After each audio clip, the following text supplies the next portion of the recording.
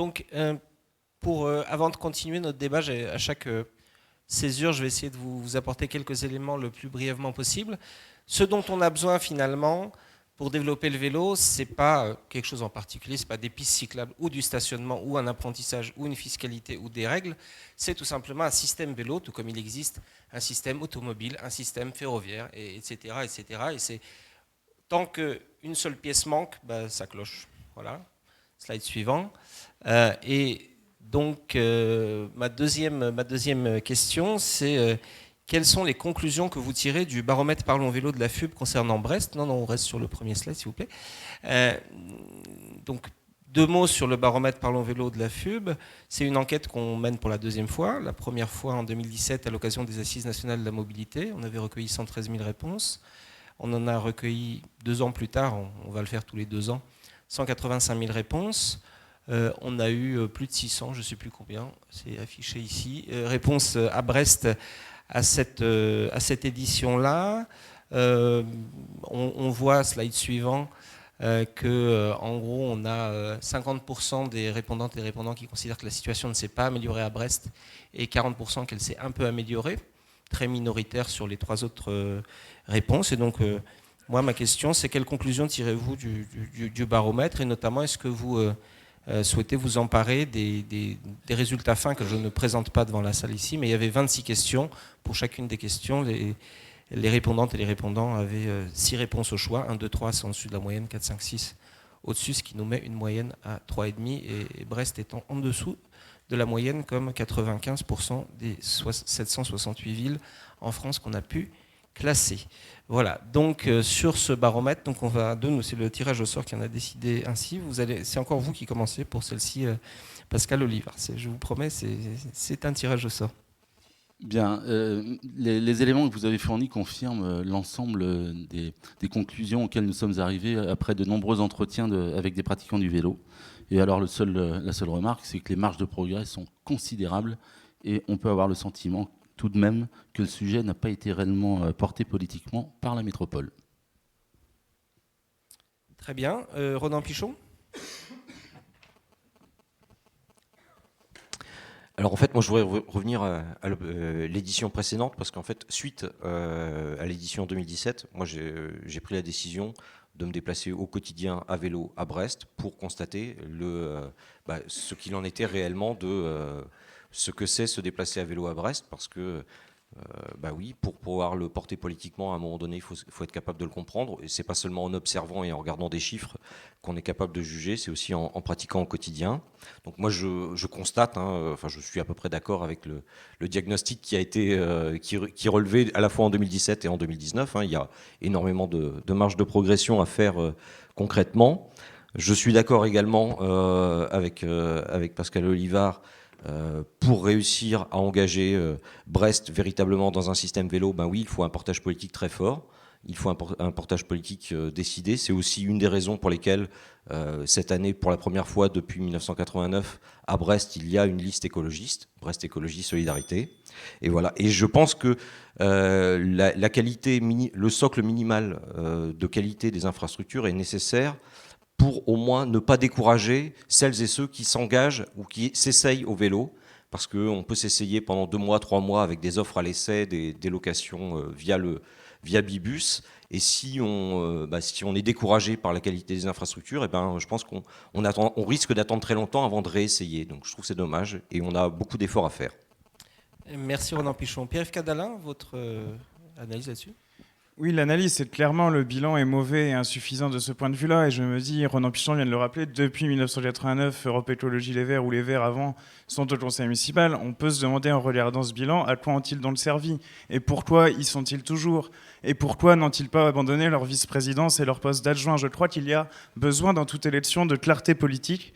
Et je crois que de ce point de vue-là, sur une politique cohérente et en rupture de transport, pour construire une politique positive, la liste Brest Avenir que je mène et davantage à même d'améliorer la situation, notamment sur les enjeux, et nous y reviendrons, je pense, au cours de la discussion, de sécurisation des axes et de stationnement, d'infrastructures, bref, de tout ce qu'il importe de penser. Je vous invite d'ailleurs à lire l'article à propos du vélo dans le monde diplomatique de ce mois-ci, qui est particulièrement intéressant. sur Copenhague. Michael Cabon, votre réaction?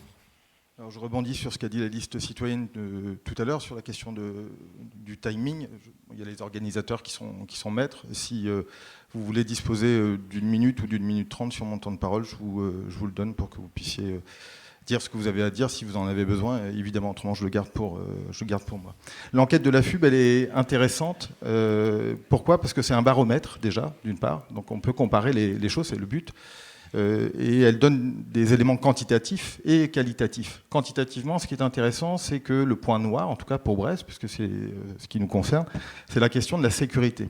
Sécurité dans le transport à vélo, dans les déplacements. Et quand on regarde les verbatims, parce qu'il y en a un certain nombre, je ne les ai pas tous lus, mais j'en ai lu quand même une partie, pour voir d'ailleurs si ce que j'avais dit en tant que répondant avait été pris en considération, ce qui était le cas. On voit des éléments, et notamment sur la question des enfants. Alors c'est en écho un peu au documentaire de tout à l'heure. Est-ce qu'on laisserait nos enfants aller tout seuls à l'école le matin ? Je ne suis pas sûr. En tout cas, moi, quand mes filles vont à l'école, je suis plus en sécurité quand elles vont à pied ou quand elles vont en transport en commun, plutôt que si elles me disaient qu'elles y allaient à vélo, parce qu'il y a un risque, notamment quand on passe par le centre-ville. Donc ces données sont intéressantes. Elles évoquent également la question des points noirs, celle sur laquelle on va revenir, les ronds-points ou des éléments qui sont nominativement, enfin des rues qui sont données et qui sont intéressantes aussi dans la perspective de la prochaine mandature et donc de la prochaine équipe municipale. Merci. Bernadette Malgorn, qu'en pensez-vous ? Oui, alors j'ai regardé, puisque vous nous avez envoyé l'enquête complète, la plus mauvaise note, c'est sur la sécurité. Et pour reprendre une statistique, 3/4 des cyclistes sont des hommes, 1/4 des femmes, et ici même à Brest, il y a eu des... c'est le même pourcentage à Brest. Hein. Et les femmes ont peur d'aller à pied et à vélo pour des raisons d'agression, d'insécurité.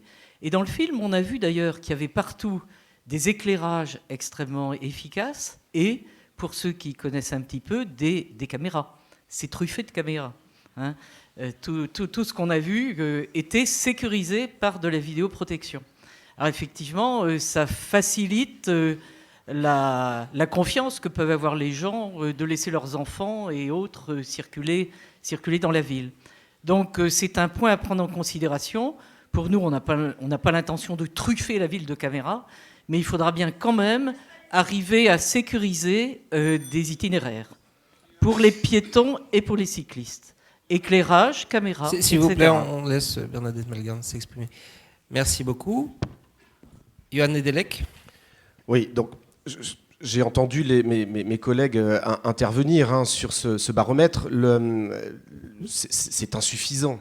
Ce classement est évidemment insuffisant. Je note quand même dans le détail, lorsque l'on regarde ce baromètre, il y a quand même 17% de personnes qui ont considéré qu'il y avait qu'il y avait une amélioration qui était intéressante, et il s'agit de le noter. Le portage politique sur ce baromètre, je suis tout à fait d'accord avec Ronan Pichon. Moi, je vous rappelle quand même que je suis vice-président actuellement en charge des déplacements, mais depuis 2 mandats, je ne suis pas tout seul. Nous avons aussi des conseillers délégués et, cher Ronan, le portage politique vélo a été fait par 2 collègues élus d'Europe Écologie Les Verts sur cette politique-là. Donc je tiens juste à le rappeler parce que c'est quand même important. Une enquête ménage-déplacement a été menée en 2018 actuellement, et c'est tout le temps l'hiver. L'enquête déplacement, elle s'effectue toujours l'hiver.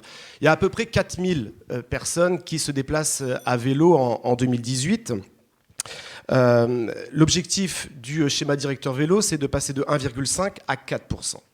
Ce qui fait que nous ambitionnons, nous, à horizon 2025, et le baromètre, j'espère, en fera état le moment venu, de passer à peu près à 7000 personnes qui utiliseront. Certains diront que c'est trop peu, mais ça sera déjà largement meilleur. Et toute l'année, y compris l'été, les statistiques nous montrent que nous atteindrons plus de 11 000 personnes qui utiliseront le vélo sur Brest. Donc, oui, être volontaire, oui, avoir une politique du vélo, et ce schéma directeur vélo sur lequel nous allons rentrer plus dans le détail en fera état tout à l'heure. Et enfin, un mot de conclusion, parce qu'on dit la note elle n'est pas bonne, oui, ce sont quand même des résultats analogues sur la quasi-totalité des communes du Pays de Brest qui ont participé à ce baromètre. Je tenais juste à le préciser.